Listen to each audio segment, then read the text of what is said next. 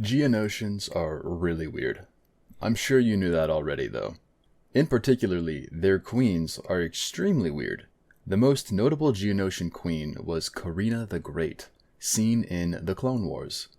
This queen was responsible for creating an army of undead Geonosians using weird worm-like creatures that were capable of assuming direct control over their host. She used this method as a means of combating the Republic and the Jedi, but ultimately she failed and was killed. Years later, during the Age of the Empire, the Geonosians were wiped out, exterminated by the Empire, using poisonous gas as a means of covering up any loose ends that could lead to the discovery of the first Death Star. The last known surviving members of the Geonosian species were an adolescent Geonosian nicknamed Click-Clack and an unhatched egg that contained another Geonosian queen. Click-Clack stayed in hiding on Geonosis so that he could take care of the egg and, hopefully, eventually, repopulate the Geonosian species, as they were on the brink of extinction thanks to the Empire. While Click-Clack was successful in ensuring that the egg hatched, the queen, who took on the name Karina, was unfortunately sterile thanks to the lingering poisonous gases remaining on Geonosis. Unable to properly repopulate the Geonosian species, Karina began experimenting with the remaining droid factories on the planet left over from the Clone Wars.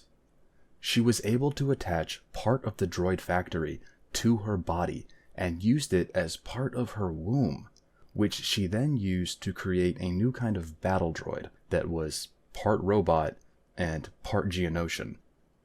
Karina was eventually discovered by the Empire, specifically by Darth Vader himself.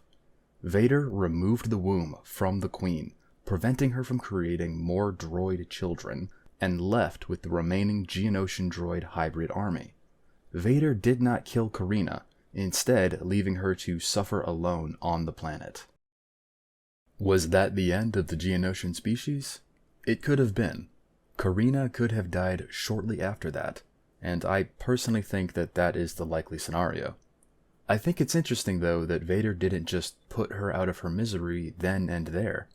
Part of me wonders if Vader saw potential in having a hybrid army like the one that Karina was making, and left her alive in case he could still use her later on down the line. If that is the case, then it makes sense why he didn't leave her with the ability to create more, because despite his potential need for her later, she would still be a threat until then.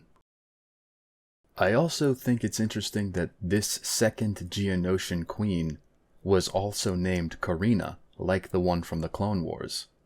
I guess that maybe all Geonosian queens are named Karina, or maybe each Geonosian hive uses a different title for their queens, and this particular hive names their queens Karina. Just a thought. Anyway, I hope you all enjoyed the video. Thank you very much for watching.